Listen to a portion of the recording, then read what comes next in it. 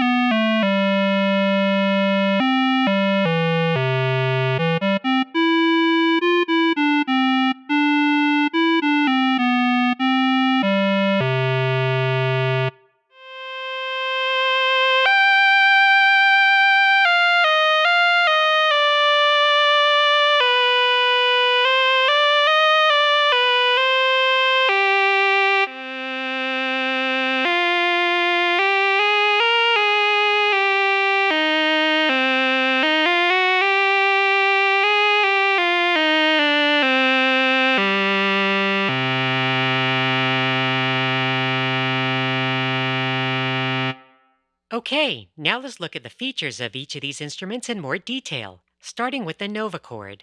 Currently, all parameters are at their default settings.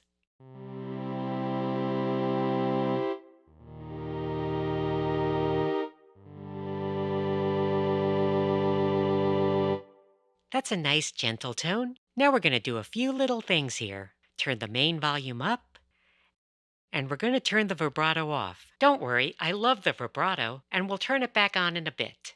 Now let's change the attack. The attack knob really represents the entire envelope, rather than just the attack stage. It selects from several fixed envelopes, from fast to slow. Let's set it all the way to fast. And now all the way to slow.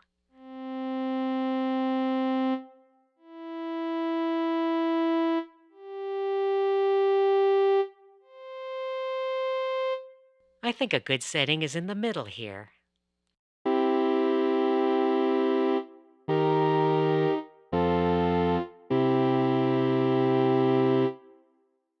Now we can look at the tone shaping parameters. As mentioned earlier, the Novachord has several filter types. One thing that is important to remember is that all the filters are in parallel, with the same oscillator tone feeding into them and the oscillator output from each mixed together, along with the full tone. The levers change how much of each filter or dry tone is in the mix. Now if we turn them all to 0, we get nothing. Let's turn up full tone, which is the basic sound of the vacuum tube oscillators without any filters.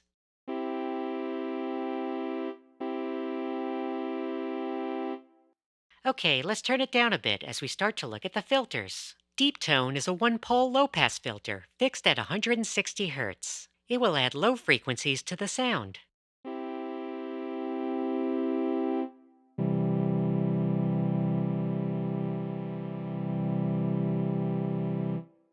Conversely, the brilliant tone is a one-pole high-pass filter with a fixed frequency of 2000 Hz.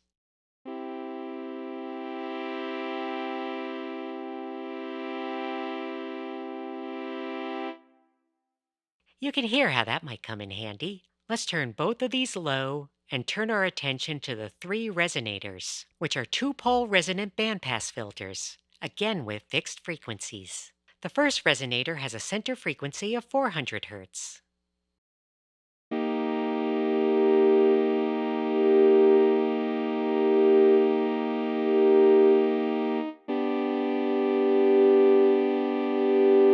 You can get an even better sense of the resonator if I turn full tone off.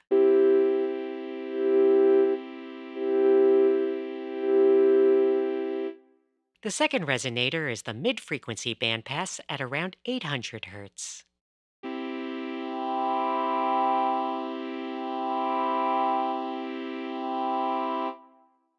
You can really start to hear the resonant nature of the filters here. The third resonator has a center frequency of 2000 Hz.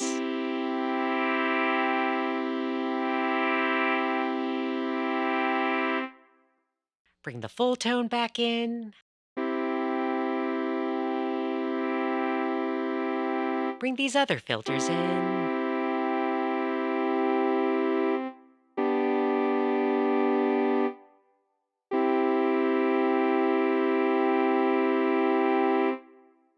If you really want that nasally sound from the resonators, keep the brilliant tone low. Now there is even an additional one-pole low-pass filter that operates on the mix signal. On the original, it was a switch, but Cherry Audio made it a continuous mix control.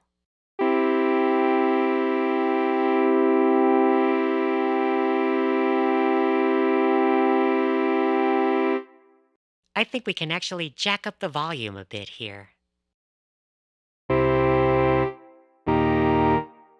And now let's look at the vibrato. Now, as mentioned earlier, the vibrato on the Novachord is really interesting and based on an electromechanical system. There are actually two vibrato settings. The first is more of a square wave, which is quite different from the vibrato we're used to in modern synthesizers. The second is a more rounded off version. We can also set the depth of the vibrato with this switch. Let's try vibrato 1.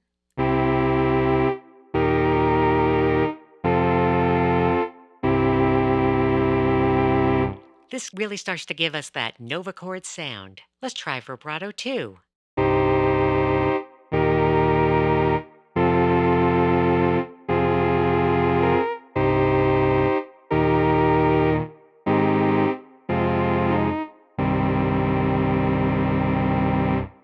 Let's increase the depth.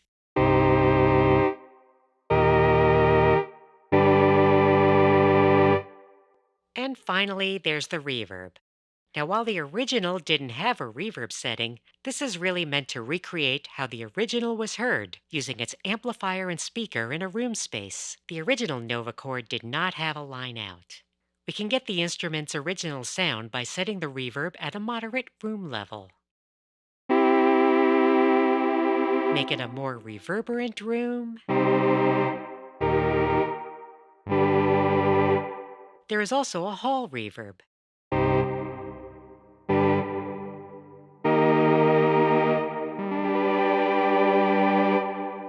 Even if you want to sound dryish, I recommend a little of the room setting on.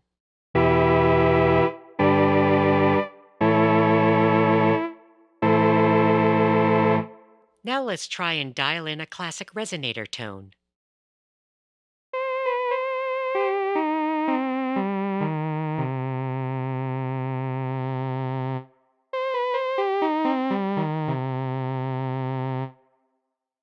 There you get that nasally, almost clavioline type sound.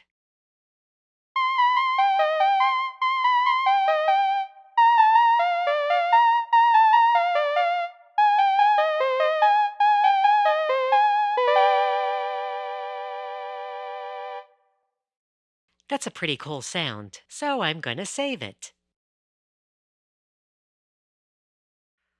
Okay, now let's look at the features of the Solovox.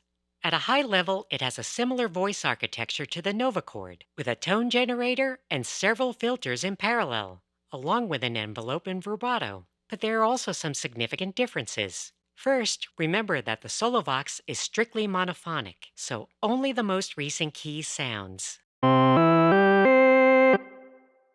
The tone generator on the Solovox has these different settings: bass, tenor, alto, and soprano. You can think of these as different feet on an organ. We can listen to each of them.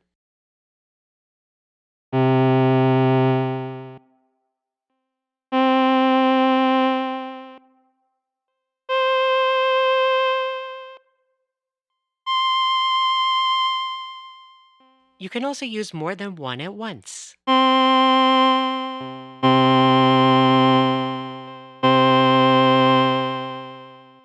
And if you turn all four of them off, you get nothing.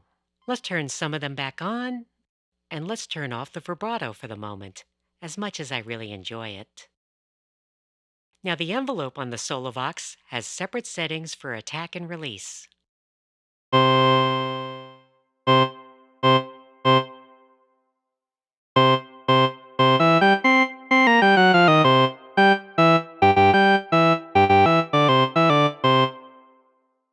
Now let's look at the filters. Once again, the deep tone and brilliant are one-pole low-pass and high-pass filters respectively. Full tone is the pass-through of the tone generator without filter, and we have two resonant bandpass filters. And in this case, they have tone knobs that allow you to change the center frequency. They're not fixed frequency as they were in the Novachord. Okay, so let's turn all the filters down. We will hear the full tone by itself.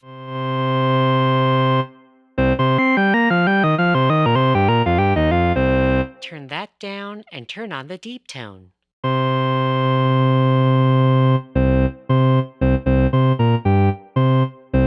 Turn on brilliant.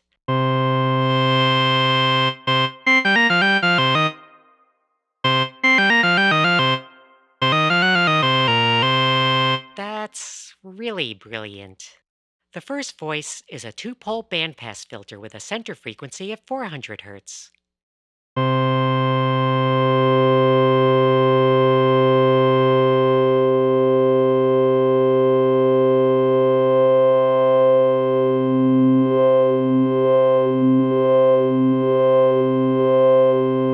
You can hear that moving the tone knobs starts to sound more like the filters we know in modern analog synthesizers.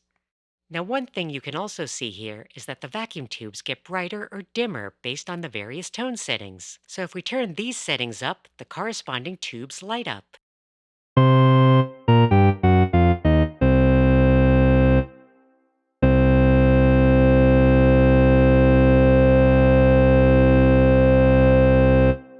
That's pretty cool, huh? Let's turn these off and look at the second voice. This is a resonant bandpass filter with a center frequency at 800 Hz.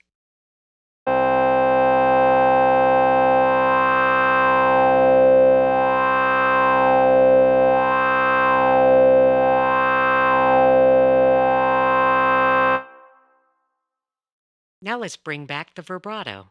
Unlike the Novachord, the vibrato here is more sinusoidal and more like the vibrato we're used to on modern synthesizers.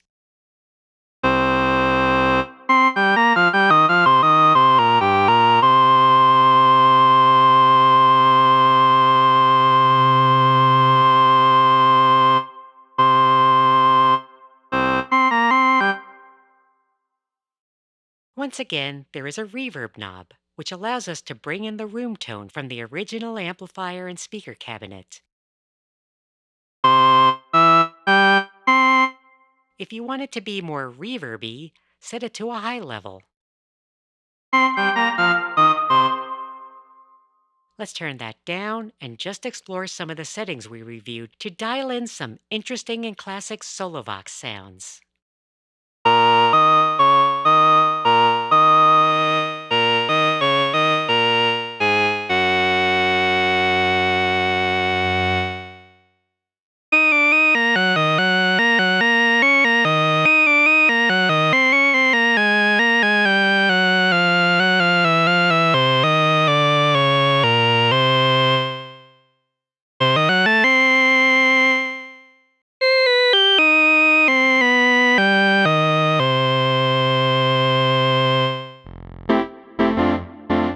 We hope that you've enjoyed this detailed demo of the new Novachord and Solovox from Cherry Audio and have some ideas how to use them in your own music. To find out more, please visit cherryaudio.com and check out the description below this video.